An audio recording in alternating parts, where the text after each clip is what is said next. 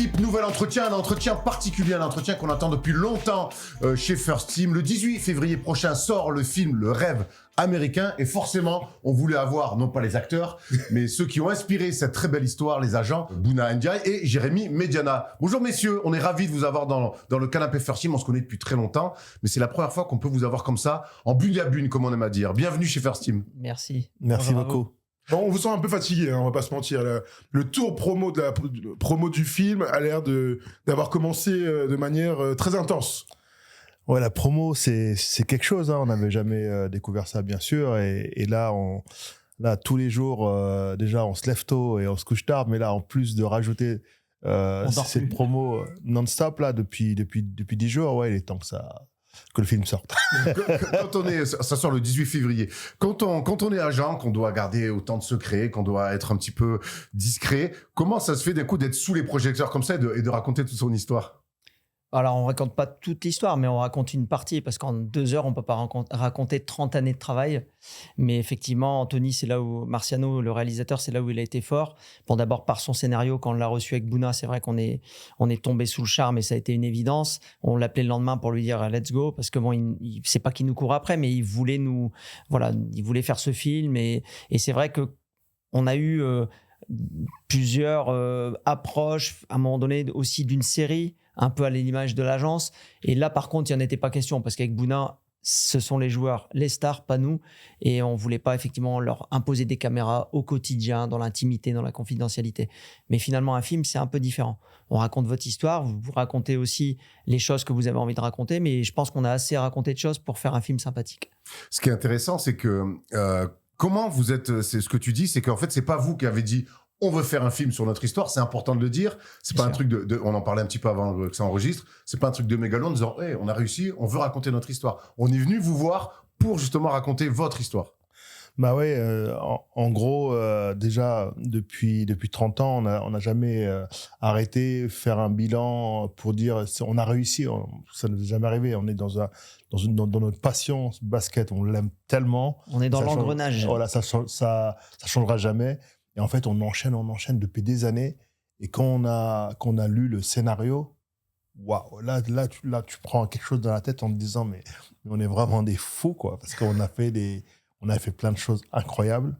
Et c'est vrai que ça nous fait prendre du recul, mais pour la première fois, depuis 30 ans, on prend ce recul avec un grand R, quoi. Et là, pouf. Comment ça s'est fait, du coup, le scénario? Qui l'a écrit? Il y a bien une personne qui a pris Anthony votre Marciano. histoire. Donc, du coup, ouais, un jour, il est venu, il a dit, j'ai envie d'écrire un truc sur vous. Non, en fait, il est fan de basket. Comme nous, il a grandi avec des posters de Jordan, de Magic Johnson sur ses murs, dans sa chambre. Et en fait, il disait il lisait les articles, il regardait les docus, puis il y a quelque chose qui l'intriguait. Il dit, mais je vois toujours 2 gars derrière les joueurs ou à côté des joueurs. Et puis, il s'est rendu compte qu'on est... En courtside, j'irais maintenant. Ouais, mais il s'est rendu compte... En courtside, j'irais mais à l'époque, c'était pas le cas. Mais il s'est rendu compte qu'on était effectivement des agents. Et en fait, il s'est dit, mais il pensait qu'on était des agents américains. Parce que pour lui, la NBA, même si c'était des joueurs français, c'était des agents américains. Et en fait, c'est là où il a constaté, il a vu qu'on était français. Et ça l'a d'autant plus intrigué. Il a dit, mais non, mais il y a un truc à raconter. Et il a commencé à creuser. Voilà. Il a creusé, il allait loin, il a lu tous les articles. Et quand on l'a rencontré, bon, déjà qu'on a lu le scénario, moi, c'était pleure toute la nuit. Donc, Jérémy, le lendemain, on s'appelle. Et c'est notre histoire, mais c'est une histoire de fou, mais c'est incroyable. Ce qui est fou, c'est que le scénario, on l'a lu d'un trait, quoi. C'était tellement nous, c'était tellement notre histoire, tellement bien écrit, et en fait, on l'a lu vraiment d'un coup. Et moi, pour me faire lire autre chose que du basket, c'est compliqué. Mais là, effectivement, c'était quand même notre vie du basket.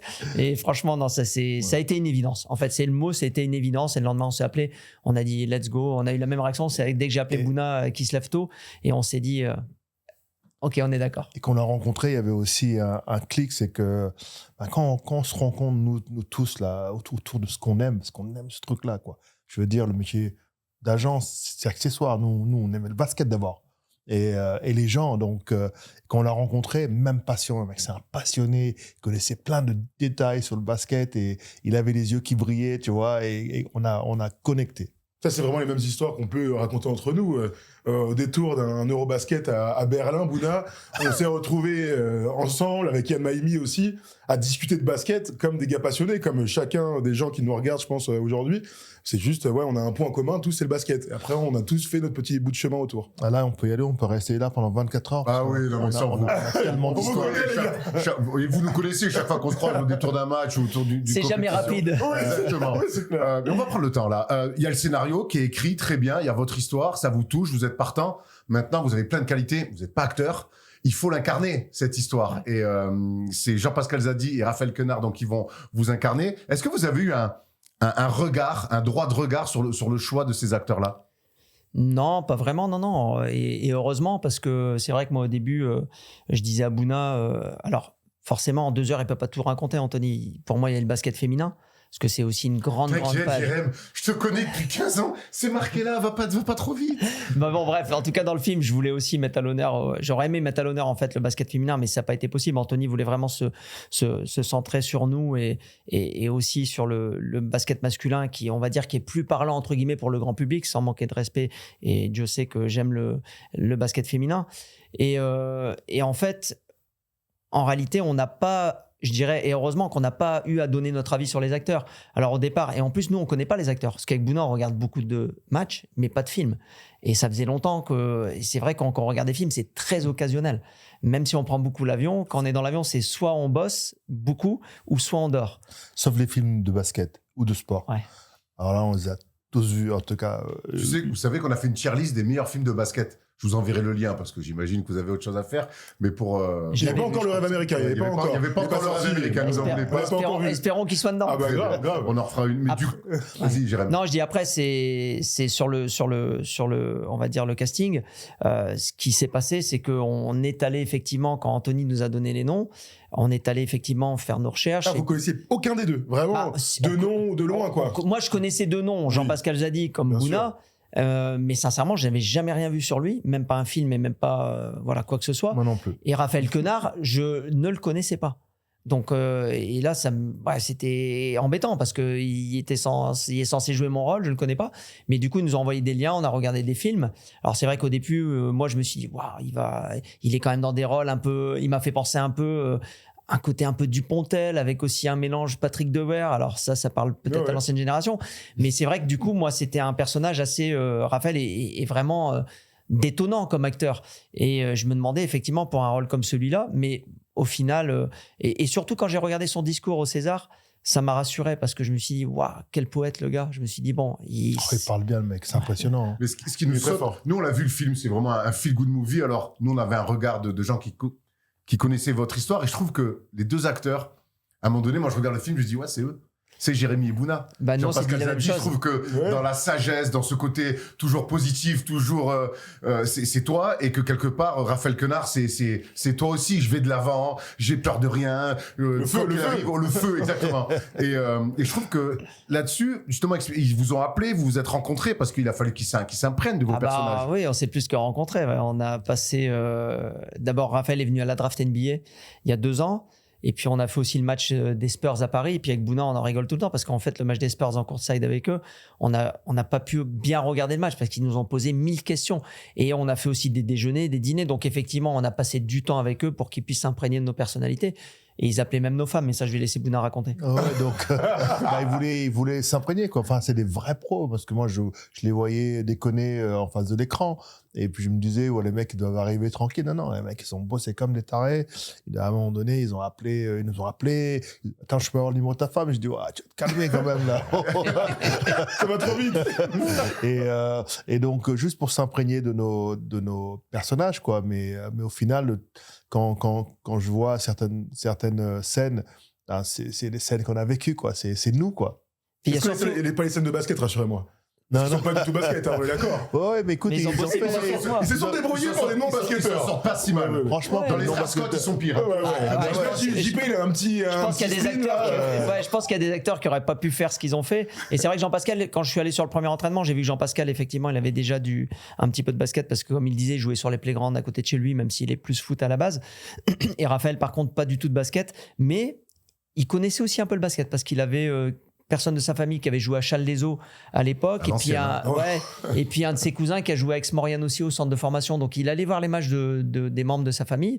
Donc finalement, tu la connais, tu l'as la salle. Comment? Avec Belle, tu te souviens, c'était la salle d'Aix-Maurienne dans les Alpes, fallait avoir envie d'y aller. Moi, quand j'ai fait Brest, Aix-Maurienne en quart, je peux te dire que c'est des bons souvenirs, ça. Par contre, il y a un truc, ils n'ont pas dû s'imprégner de nous et qui est naturel chez eux, c'est leur relation. C'est deux mecs qui... Ils ont l'air potes, en fait. Ouais, c'est des vrais potes, ils ont une vraie relation. Et comme ils disent, on l'a vu sur la promo à la fin dans l'échange à la fin avec les spectateurs, et on voit qu'ils s'aiment. Il y a une vraie relation d'amitié. C'est des vrais potes. Ouais, Ça se ressent dans le film. Hein. Ouais. Honnêtement, ça, c'est un truc qui est un peu naturel. Il y a 2-3 scènes, on va évidemment pas spoiler aujourd'hui, mais il y a des scènes fortes avec certains joueurs où ils sont sur le parking, là, ça s'énerve un petit peu. Là, on vous voyait aussi tous les deux, hein, pour le coup. Hein. Là, cette scène-là, mais nous, on se voit aussi, nous. C'est ça qui est fou. Vraiment dû exister. Hein. C'est ça qui est fou. Ouais. Avec vos caractères très différents tous les deux. Dans le film, on va pas tout spoiler parce qu'il faut aller voir ce film en salle, il faut donner de la force au basket, donner de la force aux acteurs principaux du basket. Il y a beaucoup de caméos. Il y a beaucoup de gens de Comsport ou de vos vies personnelles. Il y a vos femmes aussi qui interviennent. Je crois que j'ai reconnu ta femme, Jérém, à un moment donné, qui est serveuse. Oui. Pendant que Raphaël fait ta femme, c'est ce qui est plus c'est ma rencontre avec ma femme. Et il y a beaucoup de caméos, donc on voit évidemment Omar, qu'on salue, on voit Issa aussi. Qui joue un rôle de joueur NBA quand même. Joueur NBA. À la classe. Enfin, la réussite. Il a assouvi son rêve. On y croit.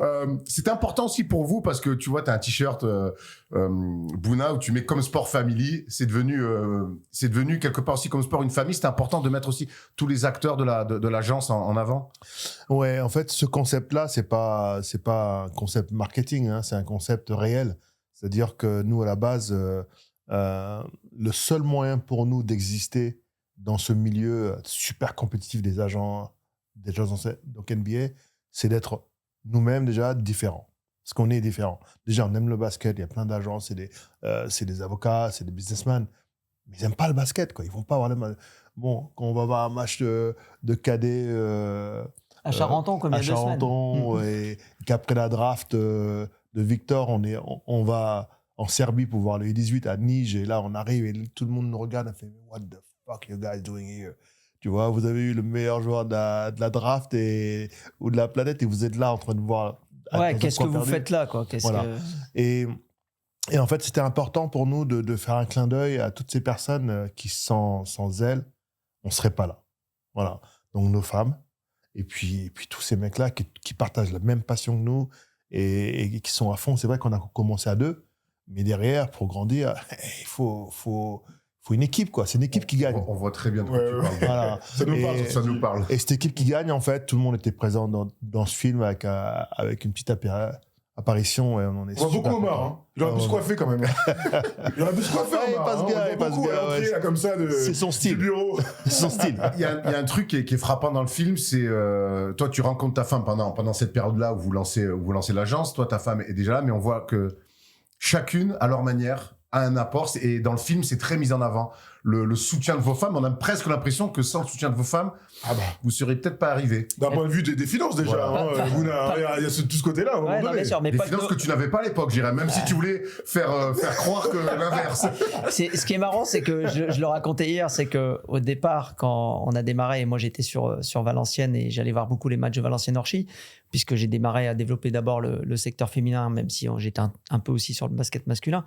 Mais c'est vrai que les gens ont toujours eu l'impression que j'avais de l'argent, parce que j'étais toujours propre sur moi. J'essayais en tout cas de faire bonne figure. Ça n'a pas changé, je vous le rassure. Oui, c'est vrai, toujours bien sapé. Et c'est vrai, par contre... Les beaux tissus, Jérém. Mais par contre, je pouvais pas... Ouais, mais ça n'a quand même rien à voir avec aujourd'hui, parce que à la rigueur, les meilleurs tissus que j'avais à l'époque, c'était Zara, sans être méchant par rapport à cette marque. Mais c'est vrai que malgré tout, c'est un métier d'image. Et que si effectivement on n'avait pas, et Bouna a toujours eu aussi du style, on va dire, et si on n'avait pas eu effectivement cette image-là, en plus de nos bagnoles qu'on était obligé de garer surtout très loin de la salle, de peur qu'on nous demande de ramener quelqu'un, parce que là c'était chaud, là on découvrait tout de suite le poteau rose, mais bon voilà, en tout cas on a toujours fait attention à ça, effectivement. Il y a un truc qui est intéressant aussi, c'est la relation avec les joueurs que vous avez développée. On le voit dans le film. Vous avez galéré. On le voit dans le début du film. Vous avez galéré. Moi, je sais, je me suis renseigné, je vous connais depuis longtemps. Vous avez été, ça, on ne dit pas vraiment dans le film, on comprend. Vous avez été en redressement judiciaire pendant 10 piges. 7 ans exactement. 7 ans. C'est déjà pas mal. Hein. C'est Ouais, énorme. c'est Toi, tu énorme. nous rajoutes 3 Non, ans, mais tu là, sais que- t'es méchant. Moi, quand hein. je suis sorti du film, je me suis renseigné un petit peu, donc oui, c'est ça. Donc j'ai cru que c'était 10 ans, c'est 7 ans 7 de ans, redressement judiciaire. Nous, on monte une boîte. Comment ça se passe? On n'a jamais été en redressement judiciaire, mais comment on vit 7 ans en redressement judiciaire? Bah, c'est comme quand tu demandes, j'ai laissé Bouna expliquer, mais c'est quand tu demandes de pouvoir faire une promenade dans la cour, quoi. Et en fait, c'est l'épreuve de patience qu'on a eue toute notre vie, en fait. En gros, c'est une fois qu'on s'est lancé, on savait pas où on allait. On avait ce rêve qui était impossible, d'accord, d'aller devenir agent NBA et puis surtout d'avoir les meilleurs joueurs en NBA, parce que c'était pas juste on voulait avoir des joueurs en NBA, on voulait avoir les meilleurs joueurs en NBA. Jérémy me dit ouais, si ça va être le meilleur joueur de l'histoire. Je dis ouais, calme-toi, Jérémy.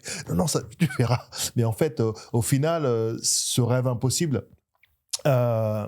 il a demandé de savoir se relever quand on perdait un joueur, parce qu'on a perdu beaucoup des joueurs. Quand tu listes, il y a beaucoup de les connaît, déceptions. hein. Voilà, il y a beaucoup de déceptions avec de la peine, bien sûr, parce qu'on était attachés à nos joueurs. Il y a beaucoup de galères parce que on a fait des voyages où la carte bleue ne passait pas. La draft, la facture, là, elle est réelle. Elle est réelle. Jay-Z, voilà, donc on va pas spoiler le film, mais Il y a ce joueur avec son frère et faut pas vous avez pas mis c'est les seuls personnages où il n'y a pas leur vrai nom. C'est un mélange. Oui, c'est un Et mélange. c'est un mélange. De mauvaises histoires, entre guillemets. C'est un C'est un mélange en fait mélange, de 2 joueurs, c'est ça? Au moins, Ouais, de ouais. 3 ou 4 même. Deux, trois ou quatre. 3 ou 4 au moins. C'est des... Ça servait à rien de donner des vrais noms, de toute manière, Ouais. on est Non, d'accord. on n'est pas là pour régler des comptes. Oui. Je veux dire, après, voilà, nous, on a continué à avancer. C'est ça qu'il faut retenir. C'est Mhm. que. Vous avez une particularité, c'est que vous ne faites pas signer de contrat à vos joueurs. En France, en NBA, En t'es France. obligé. Mais en NBA, Non, t'as mais un en contrat, contrat. mais c'est comme Ouais. si t'en C'est avais un pas. contrat puisque- moral, en fait. C'est un contrat Bah, en moral. NBA, c'est pareil. C'est comme si t'en avais pas parce que le joueur peut résilier le contrat du jour au lendemain. Et nous, avec Bouna, on s'est calqué là-dessus dès le départ. Puis de toute façon, on s'est dit quoi? Un joueur, il veut travailler avec nous. Travailler avec nous. S'il veut pas travailler avec nous. Voilà. Maintenant, c'est vrai que l'expérience fait que, et aussi l'expérience même des derniers mois, nous fait dire qu'aujourd'hui, finalement, il y a d'autant plus d'agents qui n'ont pas la même déontologie que nous, donc qui vont pas hésiter à aller démarcher nos joueurs ou nos clients dans notre dos. Et ça, nous, c'est quelque chose qu'on n'a jamais fait. Voilà, nous, c'est pas quelque chose qu'on fait. Et même quand, bien même, je dirais, des agents nous le font à répétition, parce que ça, on l'a vécu sur une période avec une grosse boîte serbe, mais on s'est pas vengé pour autant. Je veux dire, on n'a jamais eu cet esprit de vengeance de se dire, pourtant si sur le coup tu dis bon, lui il faut qu'on lui fasse payer à un moment donné parce que ça fait beaucoup. Voilà, je sais pas si vous comprenez, Ah, si, on voit très la bien, vie bien c'est sûr, comme bien ça. Mais c'est vrai que en même temps on a été éduqués en se disant avec Bouna, on a été éduqués comme ça par d'abord nos mères qui nous ont donné aussi des vraies valeurs, de se dire moi dans mon quartier c'était impossible que je sorte avec la copine de mon pote, même s'ils étaient plus ensemble.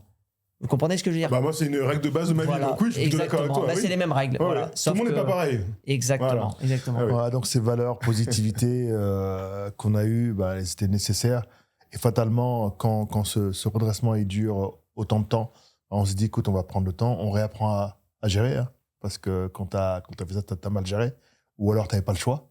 Et donc, du coup, il a fallu être patient. Et puis, la patience, waouh, c'est 7 ans, mais pendant 7 ans, on s'est construit. Et on avait toujours cette envie de performer, d'aller encore plus loin, plus haut.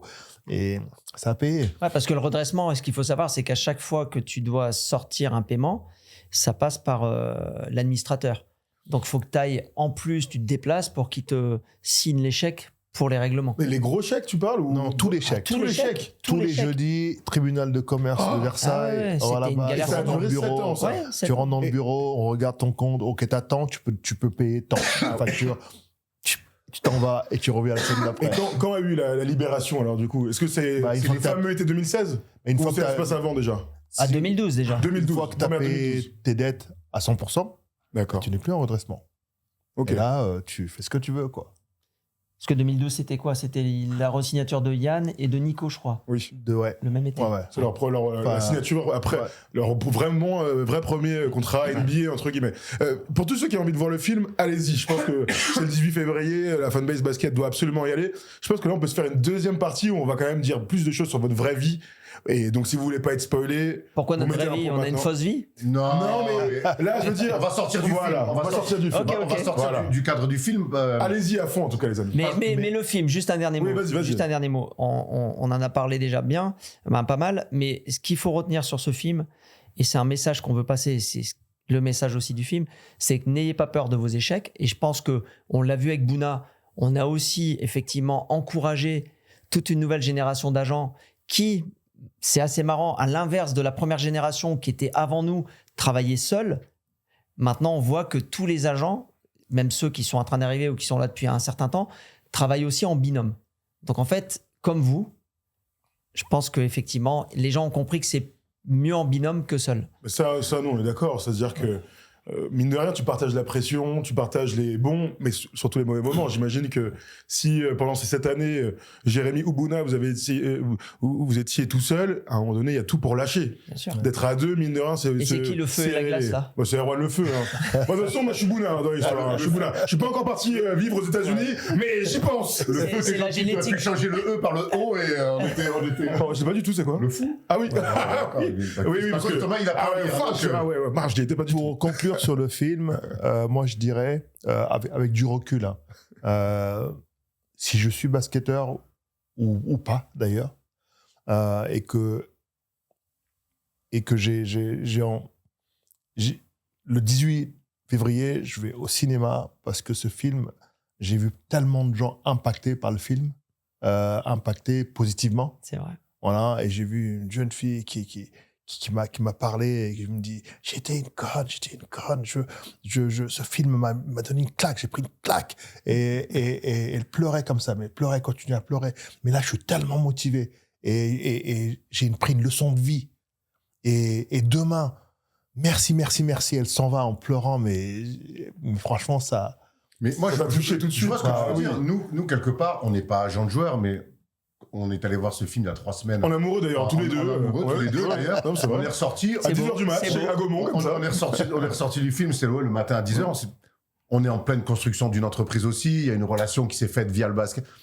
Mec, on est sortis, ça nous a mis un coup de pouce. Tu vois, on était là, voilà, tu vois. Donc, c'est un vrai feel-good movie et t'as raison et ça donne des idées. J'aimerais qu'on revienne sur le métier d'agent et la concurrence aujourd'hui qu'il y a. Aujourd'hui, il y a, ne serait-ce qu'en France, aux États-Unis, en Serbie, en Espagne, il y a une vraie concurrence. Vous l'avez vu arriver? Vous avez vu le métier un petit peu changer aussi? Ouais, on l'a vu arriver dans le sens où on est content déjà d'avoir été pionnier parce qu'au départ, quand on commence, en fait, on avait une stratégie claire. On va se concentrer sur les joueurs français et on va se concentrer aussi sur les joueurs africains du fait de mes origines. Et on était sur une niche sur laquelle on est toujours aujourd'hui. Et cette niche, en fait, quand moi, j'allais au séminaire des agents, j'arrive à New York, hein, parce que tous les 3 ans, tu dois rester pour avoir ta licence. Je rentre, il y a 7-8 agents français. Et je dis, oh les gars, la France, elle est là. Il me dit, oui, on se fait tes traces, quoi, en gros. Tu vois, donc derrière, aujourd'hui, on voit plein d'agents français qui ont des joueurs NBA via des partenaires, sauf que la différence, c'est que nous, on gère les joueurs nous-mêmes. Alors, il y a quand même une fierté, et on ne peut pas se cacher une fierté d'avoir été visionnaire et qu'aujourd'hui, on a aidé en fait, à casser les barrières du rêve, à casser les barrières de la réalisation, et puis qu'il y a une génération d'agents qui sont là, qui surfent derrière ça. Et franchement, on n'a pas de problème avec ça. Après, on est pionnier, mais en fait, et encore une fois, sans prétention, mais on est aussi les seuls, comme l'a dit Bouna, à le gérer en direct. C'est-à-dire que nous, on passe pas effectivement par un intermédiaire aux États-Unis, on gère les choses en direct. C'est pour ça que voilà, je reste intimement persuadé que nous restons les meilleurs conseils pour un joueur français, parce qu'un joueur français qui va aux États-Unis et qui est représenté par un agent américain, faut pas oublier qu'il va partager la commission pour ce joueur. J'adore Jérémy, il lâche pas, C'est vrai. Non, mais il a raison. Non, mais il y a une logique. Et que l'agent américain, il va d'abord, effectivement, charbonner pour ses joueurs qui vont lui rapporter 100% de commission. Puis il y a aussi la fibre patriotique. Nous, on le voit. Par exemple, Victor, on voit que les gens aux États-Unis, beaucoup de gens, ont du mal à accepter que Victor est en train de devenir le nouveau visage de l'NBA. Alors qu'il est chez vous, les petits Français. Voilà. Mais qu'il le veuille, non, mais même au-delà de ça, qu'il le veuille ou pas, dites-moi qui dans Giannis, Jokic, Doncic, Shai a été à un moment donné considéré comme potentiellement le nouveau visage de l'NBA. Aucun. Victor, c'est le premier pour Giannis lequel un peu, il y a ce débat. MVP et champion. Ouais, mais pas au niveau de Victor. Pas au niveau de Victor. Ouais, ce que face je de veux la dire. NBA, je il y crois avait pas. encore LeBron. Bon. Oui, Voilà. bien Et sûr, on bien sent sûr. aussi ce côté patriotique chez les Américains. ou trumpiste, parce qu'il y a aussi effectivement cette mouvance actuelle. Ou on va pas faire de politique ici. Non, Ouais, non, vous le ressentez, mais dans le travail, mais vous nous, ressentez. mais nous, on le ressent. Ouais. Sauf que on va rien lâcher. Victor non plus. On va le faire. Justement, alors, Intéressant. je voulais en parler un peu plus tard, mais on y est, allons-y. La gestion de Victor. Aujourd'hui, vous avez le potentiel, le plus grand joueur d'ici 2-3 ans, si c'est pas déjà le cas. Bon, il y a encore quand même des mecs en place. Ouais, mais des Elle deux est- côtés du terrain. aussi. Est-ce que c'est pas, parce que oui, tu as le terrain et en dehors du terrain, est-ce que c'est pas votre plus gros challenge aujourd'hui, après 30 ans de carrière, de se retrouver à gérer la carrière de Victor? Ben non, parce qu'on est prêt. Écoute, le challenge, oui, c'est un challenge comme tous les autres. Hein. La gestion des dossiers, certains dossiers très difficiles qu'on a eu parce que joueur toujours blessé, parce que plein de choses, et qu'on s'est battu pour garder ce joueur-là en NBA. Non, Victor, c'est une continuité. Et obligatoirement, après 30 ans, bah, tu as acquis une expérience énorme. On a eu tous les grands en plus. Je ne pense pas qu'il y ait une agence qui ait eu autant de grands que nous. On a tellement eu de grands. Puis pas que des Français. On a même voilà.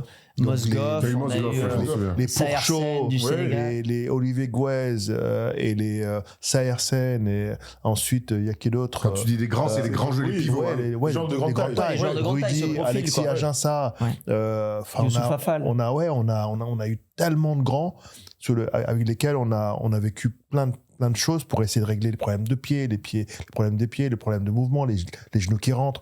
Et donc, ces 30 ans d'expérience font que quand on arrive sur le dossier Victor, il y a un truc que tu peux pas apprendre à l'école, tu peux pas apprendre nulle part, c'est l'expérience.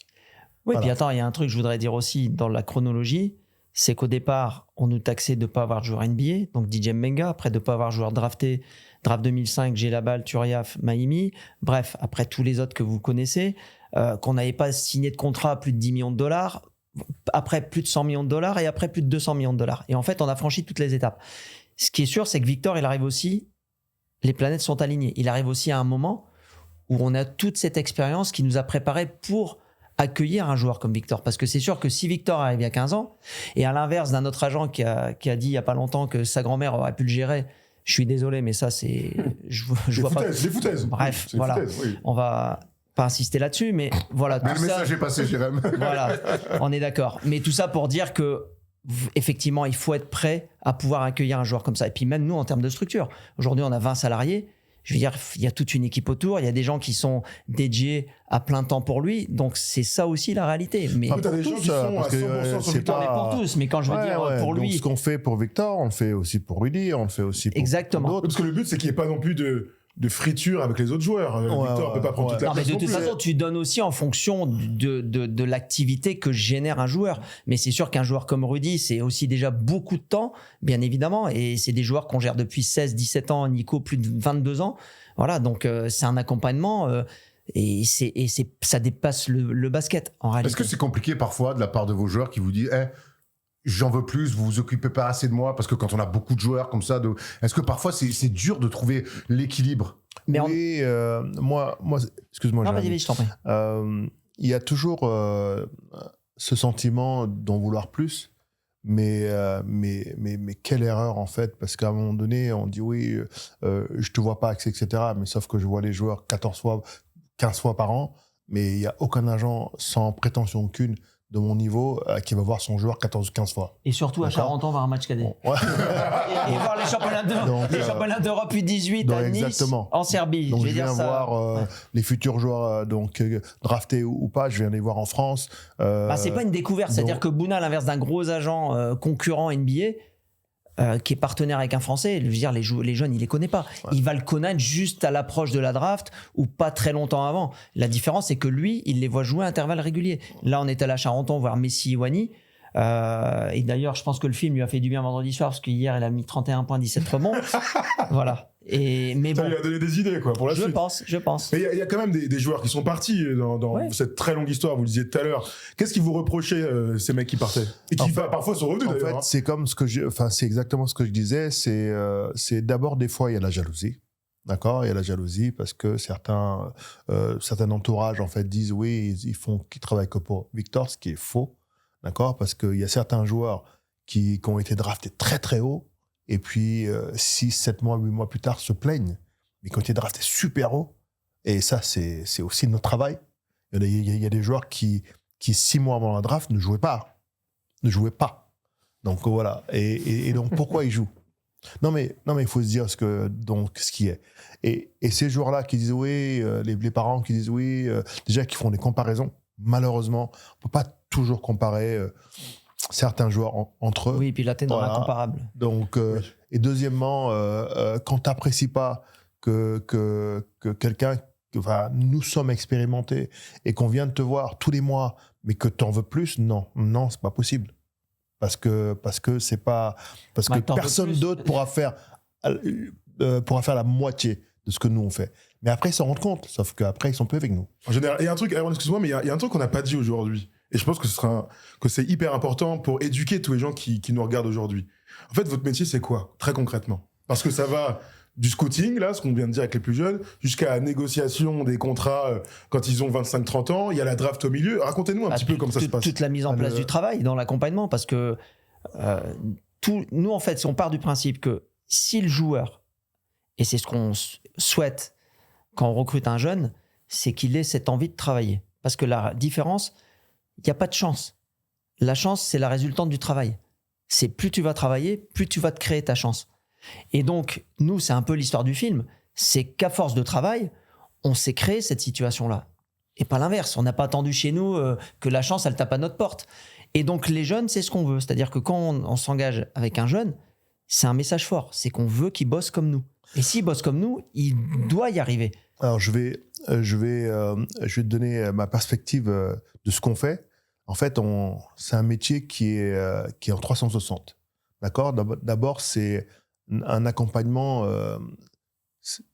sur la vie d'une personne. Donc, il ne s'agit pas d'un métier. On rencontre le joueur. Souvent, il a 14, 15, 16 ans en fonction. D'accord ? Donc, à ce moment-là, bien sûr, on a fait le scouting. On a toute une équipe, donc Jérémy qui est l'un des meilleurs scouts au monde, qui va dire voilà, c'est lui le prochain, il a cette caractéristique. On décide de s'engager avec le joueur. Ensuite, on commence à gérer le joueur, son environnement. La gestion de l'environnement, aujourd'hui, elle prend beaucoup de place. C'est les parents, l'inquiétude, la méconnaissance, etc. Donc, on cadre, on éduque. Voilà. Pendant ce temps-là, on met en place une gestion très précise basée sur plusieurs choses. L'aspect d'abord environnemental, d'accord, des parents, les éduquer, les prévenir, attention là tu prends voilà, les guider, les conseiller. Ensuite, leur expliquer comment tout se passe, surtout quand des joueurs qui sont prédestinés à aller à la draft, il y a tout un travail effectivement, comme dit Bouna, d'information. Et ensuite, il y a l'aspect mental, où là aussi, chantier. Certains joueurs sont là-haut, très très haut, motivés, etc. Mais à un moment donné, il y a Hiroshima, ça monte, ça descend.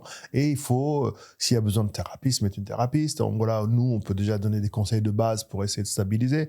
Et il y a l'aspect, bien sûr, l'accompagnement physique, d'accord, sur un plan.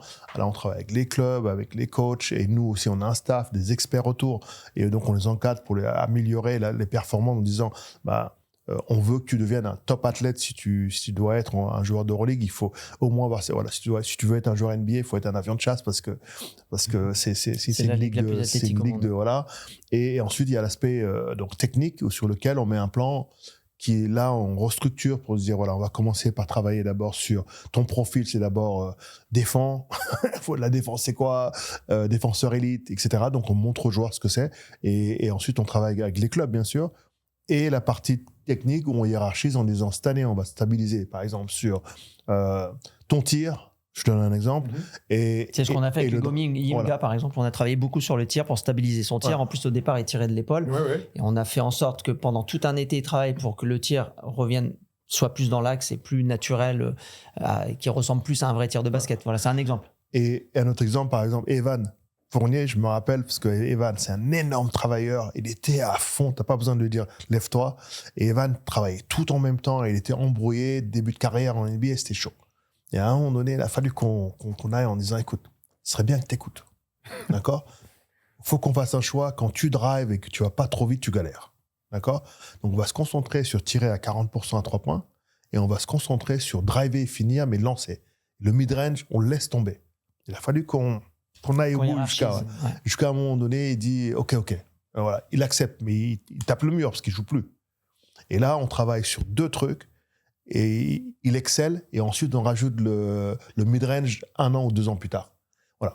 Et il y a la partie IQ, la connaissance du jeu, où pareil, on a des programmes, on utilise des coachs, et on demande aux joueurs de regarder beaucoup de basket et on échange. Je pensais pas que c'était aussi poussé. Alors, je sais pas si c'était le même avec moi, mais je pensais que les joueurs d'eux-mêmes demandaient un accompagnement, mais souvent c'était dans son club, un peu naturellement, puis après avec des coachs individuels, etc. Mais ça venait surtout du joueur. Je pensais pas que la partie de l'agent était aussi importante pour structurer en fait la carrière du mec.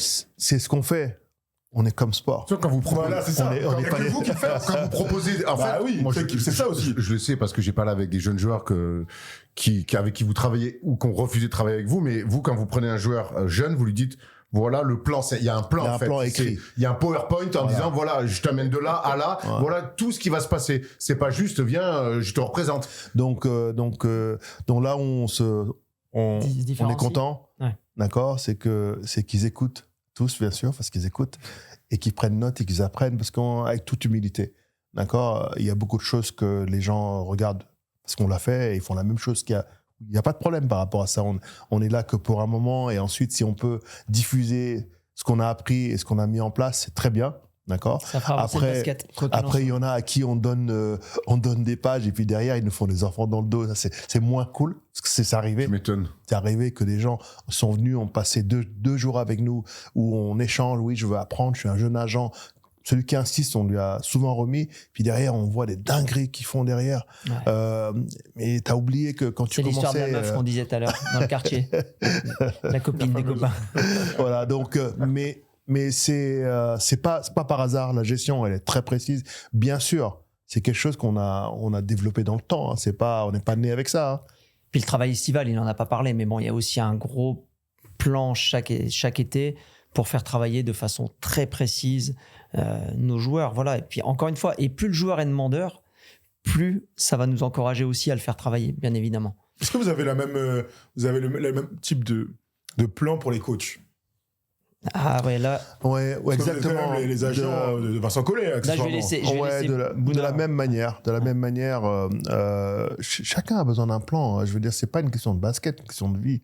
Tu es obligé de savoir où tu veux aller, comment tu veux le faire, et quand tu vas le faire, et puis t'évaluer de temps en temps.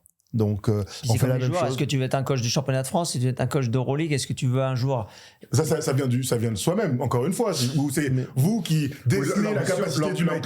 L'ambition, elle est personnelle. Mais après, c'est vrai que tu peux guider des gens quand tu vois un potentiel. Peut-être que le coach ou le joueur ne... C'est déjà arrivé, ça? La plupart des coachs qui sont... Là, j'ai rencontré un coach qu'on a qui est en Turquie, qu'on représente. En fait, on représente... juste par le contrat, on a fait le contrat, mais on n'a jamais travaillé ensemble. Donc on s'est posé, c'est un coach qui marche bien, qui est en Turquie en première division. Et en fait, on a mangé ensemble. Et je lui ai demandé, bon, c'est quoi ton plan en fait? Il me regarde et me dit, j'ai pas de plan. Il me dit, ça fait longtemps, je fais ça un peu tout seul. J'ai quelques personnes à qui je parle, mais pas de plan. J'ai dit, mais non, voilà ce qu'on fait. Donc est-ce que éventuellement tu voudrais qu'on en parle? Parce que on se disperse pas à vouloir représenter trop de joueurs aujourd'hui, et donc je lui propose un plan de la même manière, évaluation mentale, gestion du stress, comment tu communiques avec tes joueurs. Donc là, j'ai mangé récemment avec Julien Maillet, et c'était intéressant. Je vais parler de ça, il n'y a pas de secret. Je lui ai dit, écoute, de mon expérience, on a fait un bilan sur les 5 aspects qu'on a parlé. Et à un moment donné, je lui ai dit, moi, j'aimerais te poser une question ou essayer de créer une hypothèse. Imaginons que tu es en crise aujourd'hui. C'est récent. Imaginons que tu es numéro 2 du championnat. Tu as tendance à être content à ne pas, et à rester sur le plateau, quoi. Mais après une table, il y a quoi? Si tu mets la bille, il y a le vide. Voilà. Donc, je lui ai dit, imagine-toi que tout se passe bien. Il va se passer quoi? Il me dit à un moment donné, je vais redescendre. Voilà, donc changeons de scénario. Imaginons que tout va mal et essayons de trouver une manière de rebooster. Et je pense que rien que le fait d'en parler, ça lui a permis de se dire, tiens, je vais essayer d'anticiper les problèmes que je vais avoir, sur les problèmes de temps de jeu, parce qu'il y a trop de joueurs. Bref, voilà. Et ça, c'est un plan écrit pour tous nos coachs. Et vous faites pas ça pour les journalistes aussi? Parce que j'ai un pote qui serait très demandeur de ce type de bilan de compétences, n'est-ce Moi, pas? pas du tout. Moi, j'ai une question. Si tu te sens visé. Oui, je me sens visé complètement. Il y a une question. Et franchement, Ça marche pour nous aussi, c'est ça que je veux dire. 10% de first team, on commence tout de suite. Ah, voilà. C'est bien, on est capitaine en ce moment en plus, écoute. Non, puisqu'il y a- Vous allez rester un petit peu plus que jusqu'à midi, D'accord. messieurs. Attends, par rapport à ta question, juste une seconde, et ce que je voudrais aussi préciser, c'est que plus le joueur ou la joueuse avance dans sa carrière, plus elle a pris il a pris les habitudes de travail. Voilà, donc ça, c'est aussi une réalité. Après, quand on parle de nombre, ce qu'il faut savoir, c'est que par agent, on est certainement l'agence qui a le moins de joueurs. Parce que n'oubliez pas qu'on a 9 agents, nous, aujourd'hui, à plein temps. Et que la nouvelle génération d'agents qui sont chez nous, et je dis nouvelle, Flo Collet, ça fait une quinzaine d'années qu'il est chez nous, c'est des tops agents aussi. Dire ça, faut aussi en parler, c'est que Florian Collet, Mathieu Nicolas, Caroline, pour citer que sur la France, c'est aussi des tops agents. C'est-à-dire qu'ils ont appris à la bonne école, ils ont appris en formation accélérée des choses qu'ils ne peuvent pas apprendre ailleurs. Parce qu'on a, je ne sais pas combien d'années d'expérience cumulées à Bouna et moi. Bouna, il va nous vieillir si je lui demande de le dire. Mais voilà, en tout cas, nous deux, ça fait 30 ans qu'on travaille ensemble, on a toute notre expérience. Non, Jérémy, non. Attends, laisse-moi terminer. Jérémy, Et on a travaillé. Ça fait pas 30 ans. Non, mais plus, oui, ok. Ça fait 100 ans. Ok, 100 ans. Comme on Aïe, travaillait. Ils ont connu la guerre trois de fois plus que tout sécession, le les monde. mecs. x7.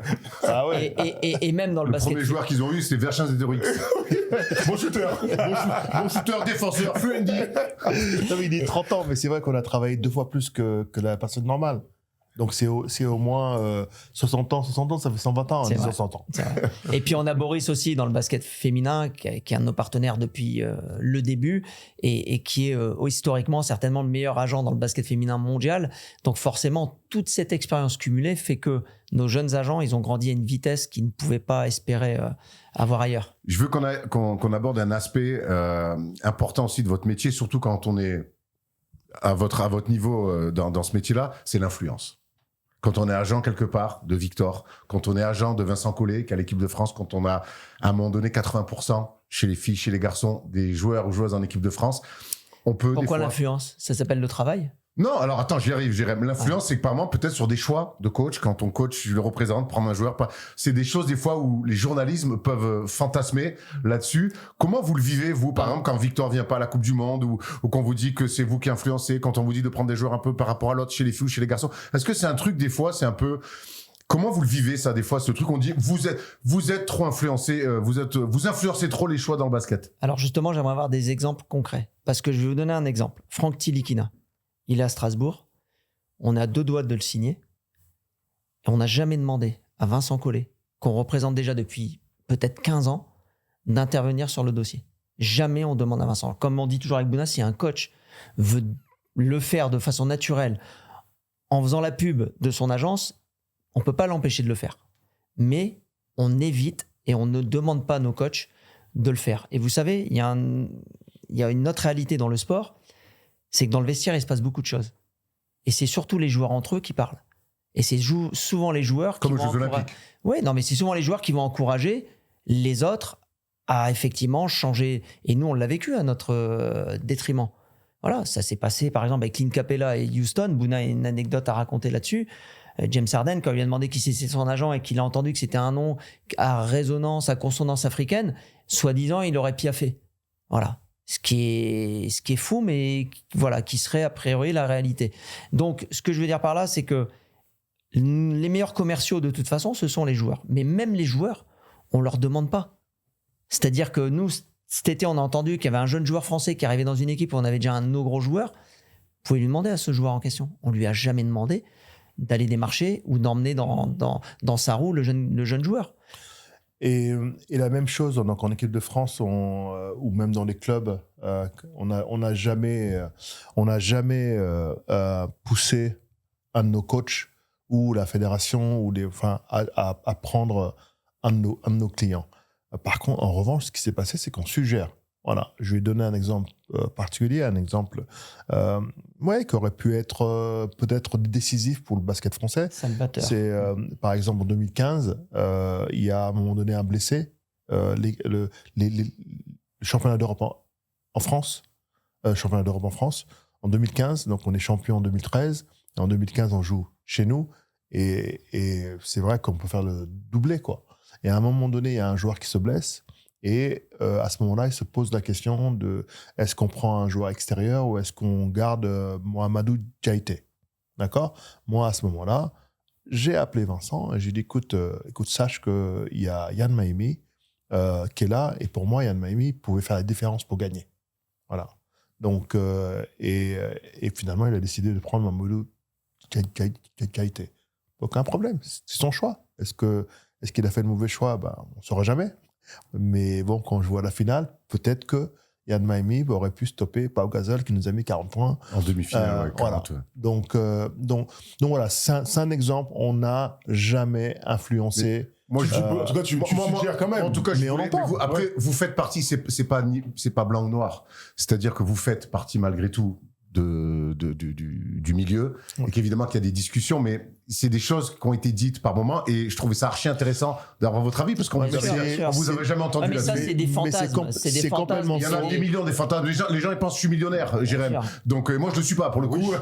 Donc moi je voulais absolument, quand je vous ai eu là, je savais que j'allais vous avoir, je voulais avoir ça. Bien sûr. Je vais préciser une chose aussi de la déontologie, c'est-à-dire qu'à un moment donné, excuse-moi Moulin, la déontologie, l'éthique, à l'image de ce que je vous ai dit tout à l'heure, on va pas démarcher les joueurs des autres dans leur dos. C'est aussi une réalité. Et il faut savoir une chose, c'est qu'on est des défenseurs de l'équipe nationale, l'équipe nationale du basket français. C'est-à-dire qu'on a poussé tous nos joueurs à jouer en équipe de France. Ou joueuses. Voilà, joueurs ou joueuses. Quand le joueur ne voulait pas venir, où il y avait des doutes, on a toujours poussé. En revanche, quand il y a des faits qui sont très clairs, comme la gestion de blessures de Victor, tu parles du championnat du monde, mais Victor ne pouvait pas venir parce qu'en fait, il est blessé. Puis à cet âge-là, en plus, je ne vais pas rentrer dans les détails. Donc, mais si les personnes ne savent pas exactement la situation médicale du joueur, et que nous, on est au courant et qu'elle est irréaliste, le joueur, on lui dira, écoute, pour nous, parce que quand le joueur nous demande conseil, qu'on ait des conseils, on ne décide pas. Est-ce que je devrais y aller ? Je dis, écoute, médicalement, tu ne peux pas y aller. D'accord ? C'est mon conseil. Maintenant, tu parles à ton médecin. Lindsey Vonn, elle devrait bosser avec vous, les gars. Qui ça ? Lindsey Vonn, elle devrait bosser avec vous. C'est terrible. C'est archi intéressant. Il ne nous reste pas beaucoup de temps. Je sais que vous êtes pressé. Il y a deux choses que je veux aborder. Jérém, on en a survolé beaucoup dans l'interview. Parle-nous un petit peu de ce que tu as fait. Comment vous vous êtes réparti le travail ? Toi, tu étais aux États-Unis, tu t'occupais des joueurs et des coachs. Jérém, toi, tu es l'agent des filles. Ouais, à la base, moi je viens d'un grand club de basket féminin, donc forcément j'ai baigné dedans et le contact au fait que même si paradoxalement au départ j'ai essuyé des refus pour finalement réussir à commencer à avoir quelques jeunes joueuses internationales, mais pas confirmées. Et ensuite, la génération Edwige Lawson, Audrey Soré, Sandra Ledréan, qui ont été un peu les pionnières, comme Élodie Godin. Et c'est vrai que cette association avec Boris nous a aussi fait gagner beaucoup de temps parce qu'on a eu aussi le nez creux de s'associer sur le basket féminin avec quelqu'un qui était déjà un peu en place et qui nous a permis, surtout par rapport à ce marché russe, parce qu'à l'époque, c'était l'Ouest qui faisait son marché à l'Est. Voilà. Donc, du coup, ça nous a permis de placer ces joueuses-là dans les grands clubs russes ou à Prague pour Sandra Ledréan, avec des salaires qui étaient effectivement les premiers très gros salaires jusqu'à Sandrine Gruda et Ekaterinbourg qui battaient les records.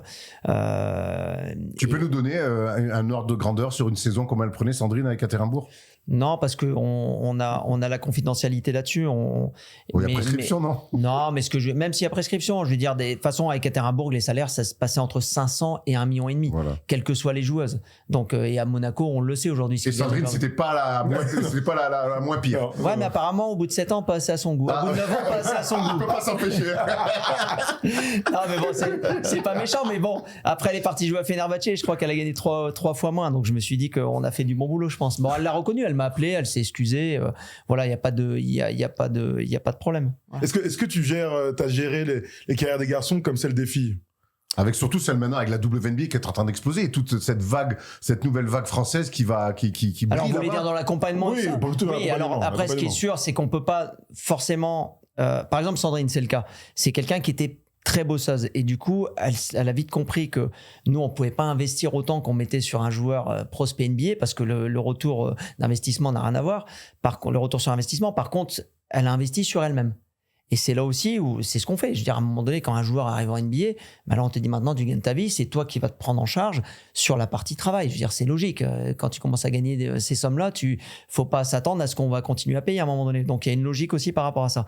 Mais c'est vrai que chez les joueuses, on peut pas, évidemment, proposer on propose les mêmes choses, mais on peut pas prendre en charge au même niveau. Voilà. Mais on prend quand même des choses en charge, surtout pour des jeunes joueuses. Voilà. Alors, quelle est ta vision sur l'explosion du basket féminin aux États-Unis, un peu partout d'ailleurs, avec des nouvelles ligues qui arrivent, des Françaises toujours plus au centre de l'aspect médiatique? Non, mais c'est bien. C'est effectivement une très bonne chose pour le basket féminin. Je pense que les filles, elles vont vivre la meilleure ère de l'histoire du basket féminin et elles vont pouvoir gagner des sommes qui, voilà, ou en tout cas, ça a existé, mais pas pour une partie aussi large, on va dire, du basket féminin. Les gars, il y a 1000 trucs que j'ai envie de vous dire, mais malheureusement, je sais que Ils reviendront. On les prendra un par un à l'occasion. C'était là, il y a pas longtemps, c'était la trade deadline. Et là, je vais sortir un petit peu de votre histoire à vous. Je veux avoir votre avis d'expert agent de très haut niveau. Il y avait une trade deadline. On attendait le transfert de Giannis. Ça s'est pas fait. Pouvez nous expliquer comment on vit une trade deadline et comment on est arrivé et la difficulté finalement de bouger une superstar comme Giannis? Écoute, le jour de la trade deadline, je devais appeler certains joueurs. Je disais à Jérémy, je vais appeler personne aujourd'hui. Parce que quand leur téléphone il sonne et qu'ils voient mon nom. Il y a panique à bord. Donc, même si c'est un peu une panique courte, on évite de leur faire qu'ils aient un arrêt cardiaque. Donc, il y a un stress chez pas mal de joueurs quand même, chez tous les joueurs. Il y a un stress de savoir est-ce que je vais bouger ou pas. Je pense pas qu'il y a eu des stress chez Victor. Non, c'est sûr. Mais tous les joueurs se posent un peu la question, est-ce que je vais être là ou est-ce que je vais bouger, quoi. Donc, il y a un vrai stress. Ouais, parce qu'ils l'ont vécu en plus. Rudy l'a vécu, Nicolas l'a vécu. Donc, racontez-nous un petit peu une anecdote sur une trade deadline où ça a bougé. Parce que forcément, il y a des rumeurs, mais quand ça bouge pour de vrai. Ouais, celle de Nicolas, quand il est parti à Philly, il voulait pas y aller. Donc, du coup, quand il a été tradé, c'était chiant. Sa famille, elle est bien installée à Los Angeles. Les enfants sont à l'école. Enfin, vraiment, ils sont vraiment bien.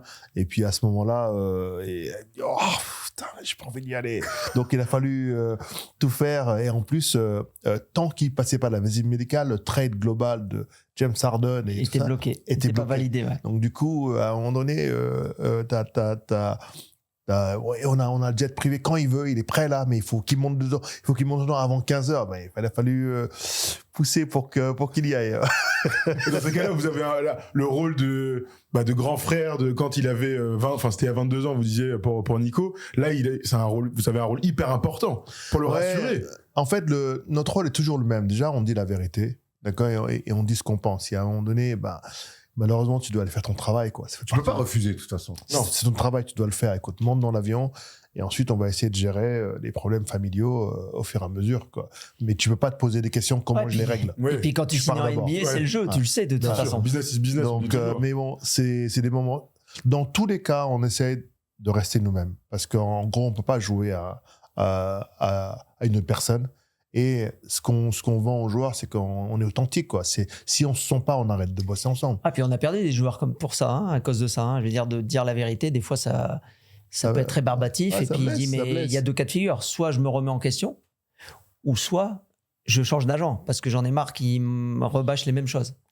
Et je veux rebondir sur un peu ce qu'on s'est dit avant, ces joueurs qui partent. Mais il y a un truc que je comprends pas, moi. C'est que quand il y a un problème, pourquoi ne pas en parler? J'arrive pas à comprendre ce phénomène de ces joueurs qui partent du jour au lendemain, pas un coup de fil. Et donc vous avez reçu des coups de fil de, je sais qu'il y a des joueurs que ces dernières semaines, ces derniers mois, joueurs et joueuses qui vous ont quitté. C'est du jour au lendemain, c'est bon allez, je change d'agent, merci, au revoir. Mais t'appelles même pas, non? Il y en a certains qui appellent pas. Il y en a un qui m'a pas appelé. Voilà, t'as toujours pas appelé. Certains qui appellent pas et d'autres qui appellent. Mais ça dure 5 secondes et c'est tellement dur en fait. C'est violent, c'est très violent. Quand t'as donné un peu, il y a des gamins qu'on a construits, quoi. Mais les parents, ils voient pas ça. Je ne comprends pas. Des gamins qu'on a aidés à s'épanouir, à être plus ouverts, à plus souriants, parce qu'on parle beaucoup de la vie quand même avec nos joueurs. Et à ce moment-là où il part, le joueur, il t'appelle, mais il t'appelle 5 secondes. Ouais, voilà, je t'appelais pour dire ça. Allez, au revoir, je dois partir. Hop, il raccroche. Et là, je prends un coup dans la tête en se disant, mais comment c'est possible, quoi? Tu as été drafté en haut, tu gagnes 7-8 millions de dollars. T'étais rien. À un moment donné, t'étais rien, quoi. Un an avant la draft, tu joues pas. Donc, fatalement, et on a quand même fait notre travail, quoi. Et ce recul-là, je ne comprends pas. Vous faites un travail sur vous pour pas avoir, alors je vous avais pas les mêmes caractères, mais la haine, parce que nous, je sais qu'on est différents. Alors on n'a pas, il y a pas des sommes comme ça, mais on a eu des moments où avec des gens ça s'est pas très bien passé, mais parce que là quand on s'implique autant, qu'il y a autant d'argent en jeu aussi. Est-ce que, à un moment donné, vous travaillez sur vous pour dire, il faut let it go et vas-y, je vais à autre chose. Il est là, voilà. Alors ça, dans le film, Oui, c'est vrai. mais Bouna prend souvent comme ça mon deltoïde, mon trapèze, comme ça. Erwan, c'est pour ça qu'il faut aller voir le film, d'accord? Cette positivité, en fait, c'est pas l'argent qui nous motive. C'est bien, on le gagne, on est très content de le gagner. Mais à la base, on était des petits gamins qui avaient un rêve. Oui, puis on n'a jamais fait ce métier-là pour l'argent. Hein, et notre rêve, il continue encore, c'est extraordinaire. Et en fait, oui, effectivement, quand on perd un joueur, la frustration, c'est pas le chèque, hein. C'est la frustration, c'est qu'on a développé une relation pendant souvent 7-8 ans. Et tout d'un coup, pam! Mais pas un « je suis désolé » ou alors est-ce qu'on peut changer ça parce que ça me va pas ou je suis pas content avec ça et au moins qu'on échange parce qu'il n'y a pas d'échange. Et un des rares joueurs qui l'a fait, je dirais, avec plus de classe, celui qui l'a fait certainement avec le plus de classe, c'est Kevin Séraphin à l'époque, avant qu'il revienne chez nous. On en a beaucoup parlé ensemble. Qu'est-ce qu'il racontait peut-être ça? Oui, non, mais justement, pour mettre un contexte, Kevin, il nous a beaucoup parlé de ce moment-là. Il est parti chez Rich Paul, il est revenu et il a dit non, en fait c'était mes gars, c'était avec eux que je devais travailler. Ouais. Mais en fait, Kevin, il s'est fait draguer par LeBron. Voilà, parce qu'on sait que LeBron, c'est le plus grand commercial évidemment de clutch. C'est son style là, Kevin. Et donc, il lui dit un jour après un match, il me l'a raconté, Kevin, il m'a dit, il m'a dragué, il m'a dit, ouais, je pense que t'es un joueur qui peut compter dans cette ligue, ça serait bien qu'on se parle. Et puis voilà, il l'a démarché. Et effectivement, Kevin est tout jeune, est tout gamin, et il découvre la NBA, et c'est pas le seul, hein. C'était pas le seul dans ce cas-là. Et en fait, il revient quelques années plus tard en se rendant compte que il n'a pas évolué comme il aurait pu. Du coup, c'est pas devenu un joueur important et que du coup, effectivement, il est un peu délaissé par son agence. Donc, du coup, il nous rappelle, et je me rappelle à l'époque, c'est parce que Barcelone s'intéressait à lui. Et du coup, Bouna lui dit, mais moi, je pense qu'il y a encore des jobs pour toi à NBA. Ben non, mon agence me dit qu'il n'y a plus rien. Et en fait, il signe chez nous et Bouna lui met 3 offres sur la table. Voilà. Et du coup, il signe à Indiana. Mais comme quoi, en fait, quand tu es un joueur étranger, en tout cas français, dans une grosse agence américaine, tu peux vite te retrouver noyé. Et si tu perces pas, c'est sûr qu'aujourd'hui, tout le monde veut Victor. Parce qu'ils ont essayé de l'avoir en direct et ils essaient de passer maintenant par nous. Mais bon, la réalité, c'est que notre âme n'est pas à vendre au diable et Victor non plus. Et tu disais, raconte-nous cette anecdote, du coup, il t'a appelé, Kevin. C'est un des seuls qui a appelé. Alors, Kevin, j'ai laissé non, mais il s'est posé, on s'est posé. Ça, c'est exceptionnel. Moi, il m'a. Non, d'abord, on s'est vu à Levallois l'été, donc je roulais à Levallois, Kevin était là, et donc on se dit bonjour. Et là, il est en carrière, hein, il est encore dans sa carrière. Non, là il parle du moment où il nous quitte. Oui, d'abord il vous quitte. Rappelle-toi, c'était aux États-Unis, on se pose avec lui et ses parents, et en fait il te le dit. Donc il a quand même savoir quoi. Oui, les deux anecdotes, celle de la carrière, celle de l'après-carrière. On s'est posé, ils nous ont dit très clairement, on va changer pour telle raison. D'accord ? La raison n'était pas bonne. Mais au moins, il a eu le courage de le dire. Ouais, au moins, il l'a fait. Mais au moins, il y avait ce respect, tu vois, de dire on se pose, on prend le temps de leur expliquer, de leur dire notre point de vue. Au moins, c'était dit, franchement, c'était propre. Ok, on est parti. Mais après, au retour, c'est l'été 2016. Donc, où là, il m'a dit très clairement, il me dit, écoute, j'ai fait la plus grande erreur de ma vie. Je regrette tellement. Il me dit, et après, il rajoute, Yann m'a aimé 64 millions et j'ai même pas de job en Europe. Ça m'a fait malin. Tu vois, et ben là, je lui ai dit, écoute, vas-y, viens, on y va, quoi. Tu vois, donc c'était fort comme truc. Ouais. C'est un gars attachant, en plus, Kevin. C'est un super gars. On l'adore. Super gars. Bien sûr. Il y a des joueurs qui ont voulu revenir et vous avez dit non, t'es allé trop loin ou non, t'es parti trop sale. Ouais. Je sais que Sekou Doumbouya est revenu. Ouais. Donc Kevin est revenu. Est-ce que j'en oublie d'autres C'est qui tout. sont revenus? C'est les deux seuls qui sont revenus. C'est de ça que On ça- peut citer celui qui est. Je vous pose la question, hein, mais quelqu'un à qui vous avez dit non, t'es allé trop loin. Non, c'est pas C'est trop nécessaire. touchy, il a voulu revenir. Ouais, c'est pas, Ok. c'est pas Ouais, nécessaire. ok. Ouais, c'est pas Bon, on va nécessaire. finir sur une note positive. Cet été 2016, là. Rudy, Ah oui. Evan, Yann, j'oublie qui Nico Nico, évidemment. Comment vous avez célébré ça bah, on n'a pas Comment tu célébré. les appelles Comment ça, Le vous avez pas seul, non, célébré le seul avec lequel on a célébré, c'est Evan qui nous a pas laissé le choix. Il m'a dit, les gars, Ah oui. vous venez à Orlando, on fait une soirée, une sortie, et il dit, il n'y a pas de téléphone, on sort. Et bon, il y avait Evan, Laura, on était avec les deux, et on est sortis. On Il a a passé. précisé, il n'y a pas de agent joueur là. Non, mais- ce soir, on sort. Je sors avec mes gars. On vous raconte pas la suite. Alors ça on vous la laisse, la suite. Épique la suite. Bah, en même temps, Une vraie belle soirée. ça se célèbre, ça. Ah, bah oui. On rappelle, L'été de on tous les rappelle que records. c'est l'été où tous ces joueurs-là signent des contrats. Et donc, Moscov aussi, importants. Moscov, du coup, Il y a eu- il était il y a avec eu- vous Non. il y a Il eu était quand plus même- avec vous non. Aïe, aïe, aïe. Non, son agent, en fait, en fait, on l'a mis en NBA. Ouais. Et son agent attendait qu'il soit free agent pour nous squeezer et Aïe, le faire aïe, en aïe. direct. Parce qu'il a signé un énorme contrat avec les Lakers, hein, Eh bien sûr, oui. évidemment, on s'en Eh oui. souvient. Très bien. Eh bien, Juste, bravo, une, messieurs. juste une Bravo. dernière chose. Vous pouvez expliquer aux gens qui nous regardent des fois le truc de Yanis. Moi, j'aurais voulu qu'il bouge. On s'expliquait. Mais c'est Jacques Monclar qui m'expliquait ça. J'ai eu la chance d'être avec lui. D'ailleurs, j'ai fait une soirée avec Alain Larouki, c'est Jacques Monclar, magnifique.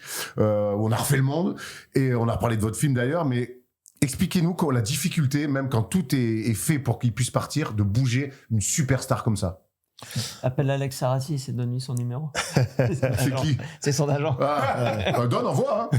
Bah, écoute, Alex, moi, je trouve que c'est un gars bien déjà. Moi, je l'ai consulté pour un contrat. Il m'a dit, mais pourquoi tu m'appelles pour ce contrat-là? T'es plus fort que moi. Et je dis, non, mais t'as fait des choses aussi. Donc, dis-moi juste. Et donc, on a une bonne relation. Et en fait, c'est pas si évident que ça de bouger les superstars, surtout en fonction de ce qu'ils recherchent. Quand Anthony Davis, quand on entend Rich Paul parler, mais il le dit dans son podcast, Mm. I just want him to get paid. Donc, n'importe où il va, je veux juste un mec qui me garantit qu'il va le signer ensuite pendant 2 ans ou 3 ans et beaucoup d'argent. Giannis veut beaucoup de choses. Enfin, selon moi. Hein. Il veut non seulement être dans une équipe, mais il veut ci, il veut ci, il veut ça, qui fait que toutes les équipes ne sont pas prêtes à accepter toutes ces demandes. Selon moi, hein, je pense. Hein. Je ne connais pas le dossier complètement, mais je crois savoir que les demandes sont peut-être trop grandes. Et c'est pour ça que certaines équipes ont eu peur, simplement d'avoir quelqu'un qui vient, qui veut peut-être trop de choses, quoi. C'est-à-dire gagner, mais être payé après, avoir l'assurance, Voilà. certainement peut-être signer son frère aussi. Ouais, On sait que ça marche comme ça. éventuellement. Et puis en même temps, Éventuellement. il faut changer ci, il faut C'est changer frère. ça. Ça, on voit ce problème-là avec des stars qui arrivent, qui disent on veut ci, on veut ça, je veux mon équipe, j'arrive avec 5 mecs qui vont gérer, qui vont travailler avec moi, le préparateur physique, le ci, cela. Et des fois, les clubs, ils disent non. On en a parlé beaucoup avec Lucas, qui a son équipe qui le suit au Kawhi quotidien. aussi. Ouais. Ouais, Leonard aussi, mais Lucas, c'est vrai que peut-être que ça saoulait un peu les gens chez les Mavs. Et ça, c'est les stars sont coutumières du fait d'avoir autant de gens autour. Ça Moi, j'ai veut fait- dire tout le monde le fait. Moi, j'ai Ouais, fait- ok. Sauf certaines franchises qui disent non, Ok. ça, on ne le fera pas. On ne fera pour personne. Sauf pour un cas particulier, parce qu'il y a toujours des cas particuliers. Non, puis il y a une limite aussi. Nous, c'est ce qu'on essaie de faire avec Bouna, c'est de tempérer parce qu'on veut pas créer des divas. Je veux dire, à un moment donné, tu peux avoir des demandes, mais il faut qu'elles soient légitimes. Il faut respecter aussi l'organisation du club, tout simplement. Messieurs, on s'est régalé, on a 1000 choses encore à vous dire, mais avant de se quitter, on avait une question à vous poser. Alors, c'est pas Tom et moi qu'on vous l'a posée. C'est un auditeur. C'est un auditeur, un suiveur fidèle de First Team. Salut tout le monde, petite question pour mes agents préférés / frères. Petite question qui attend une réponse bien articulée. Dans un game one-on-one, Jérémy Medjana versus Bouna Ndiaye, qui gagne? First to 11, premier à 11 points. Qui gagne, s'il vous plaît? À bientôt, les gars.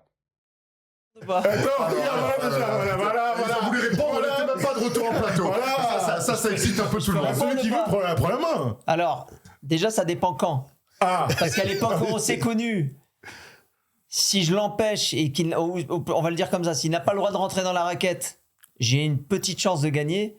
Si Si tu joues au basket S'il normal. m'enfonce, Ah oui. malheureusement, je suis mort. Jérémy, je suis déçu. Hein. T'as une petite chance de gagner à une époque avant, mais non. Il y a au mieux, au mieux, au pire, je sais pas comment. 11-3 pour moi. Parce que. Vous avez déjà fait des contrats, il y a déjà eu ça. J'espère. Non, on a joué ensemble. Non, on a joué ensemble, mais c'est vrai Quand on qu'on a jouait pas à fait- Menton, on a Non, joué mais il y avait ensemble. une réalité, c'est qu'il était à un bien meilleur niveau que moi et que c'était un meilleur joueur. Donc je me suis pas aventuré à partir dans ce truc-là et à me dire que ça pourrait, avant même de développer une relation, créer une quelconque susceptibilité. Non, mais mais oui, la grave. analyse toujours de la situation. Moi, je vais pas aller m'embrouiller là-dessus parce qu'on va Là, j'ai créer fait un du grand truc. Raphaël Quenard. Là, T'as bien brodé. Si on joue maintenant, probablement il va gagner parce que là, je suis. Faut courir, Voilà, j'ai les conséquences des miles. Donc, en vétéran, des je miles. gagne. En vétéran, je gagne. En prime, je suis mort. Voilà. Mais à l'époque, en fait, le 1 contre 1, c'est quelque chose que. En fait, je voulais gagner. J'étais pas un talentueux. Par contre, je savais jouer avec mes qualités. Et voilà, donc j'ai joué intérieur, ailier, et jusqu'à jouer meneur. Et quand je jouais meneur, je disais à mon T'as fait le coach. chemin inverse de Boris Dio. Ouais. Tu vois. Et je disais à On mes l'adore, coachs, Boris. Hein. c'est quoi? Fais-moi un système où je pars, je passe, je coupe, tu me fais un écran et je poste mon meneur. Et mon fessier, le mec il voyait rien, je l'enfonçais, je lui mettais un coup de coude dans la gueule parce que je jouais dur. Oh, Et, Bouna. mais c'était comme ça. Mais le mec était énervé après. Et puis moi je mettais 2 points plus la faute. C'est comme ça qu'il a gagné le Nike Red d'or. Hein. Bah oui. Mine de rien. Eh, Parce que, quand même. à l'époque, il y avait quand même des top joueurs, hein, les Mousse, les Tariq et tout ça. Les gars faisaient le Nike Red d'or et il a Donc, gagné comme Mais ça. quand t'as pas de talent, t'es obligé de faire du Joe Dumars. Tu veux pas faire du Michael, etc. Moi, Joe Dumars, c'était mon joueur préféré. Bon joueur, c'est un bon, c'était un vrai joueur. MVP, un vrai défenseur. 90. Vrai défenseur. 89, il me semble. En tout cas, il y a une scène de basket aussi qui commençait avec le film et ça m'a fait beaucoup rire. C'est la vraie rencontre. À se décider. C'est à Charenton, Ouais, c'est c'est la ça vraie le terrain rencontre. Non, c'est à Menton. Non, c'est à Menton. On est en à vacances. décider des systèmes, tout ça et tout. Les staggers qui les existaient pas. staggers, les staggers, ouais. On a rigolé. Les gens, les mecs qui me disent, je fais les staggers. Spoilez pas trop le film. Ça arrive vite. On va pas spoiler parce que ce film, on vous encourage vraiment à aller le voir si vous aimez les success stories, si vous aimez le basket surtout, allez voir. Et si vous voulez comprendre un petit peu qui sont Bouna Ndiaye et Jérémy Medjana, allez voir. C'est le 18 janvier. Allez en 18 salle. février, Le 18 février, Mercredi pardon. prochain. Allez bien en salle le 18 février voir ce film. On en sort forcément avec la banane et en plus, ça donne des idées et c'est inspirant. Merci. C'est sur le basket. Et c'est sur sur le le basket, basket. y a pas beaucoup Merci de films messieurs, sur le basket. c'était un plaisir de vous avoir. Ça fait longtemps qu'on se connaît, ça fait longtemps qu'on parle, mais on voulait vous avoir dans nos studios First Team et c'est maintenant fait. Et on reviendra. Ah, parce que j'ai encore 1000 trucs à vous dire. ouais. Parce Et qu'on puis, a attendu, bon c'est vrai, on a reçu des invitations peut-être, mais 30 ans quand même avant Bouna, il d'arriver fait à que- First Team. Bouna, à chaque fois, il dit il faut qu'on le fasse. Ça fait des années qu'il nous dit ça. Il fallait sortir plus de films. On est Voilà. finalement ici et on est ravis d'être Tu sais, la là. prochaine Exactement. fois où on le fait, on le fera chez toi à Dallas. On Avec- fera Ah ouais. Avec grand Jérémy, faudra plaisir. venir, hein. On y Allez. va tous. Et voilà, tu nous feras une soirée à la Evan Fournier, on espère. Exactement. Merci les gars. Bouna, il y a une anecdote, je vais te dire, mes 30 ans, mes 40 ans, je l'ai faite avec lui à Berlin, tu te souviens? Bah oui. On était dans une soirée avec Anne Mémi, là, Ouais. et il Un me dit, piano. c'était 40 ans, et il me fait, allez, je te mets bien, il veut acheter du champagne et tout, il prenait pas la carte, il n'y avait pas de liquide. Du coup, on a jamais fêté mes 40 ans. Mais merci, Il y a Bouna. trop de monde, c'est vrai qu'on Bah a oui, même bah pas oui, payé. bah oui, bah Trop de monde. Merci les gars, et puis bonne continuation pour la promo, et puis on se croise forcément comme d'habitude autour des terrains de basket. Nous on se retrouve rapidement pour des nouvelles vidéos sur la chaîne First Team.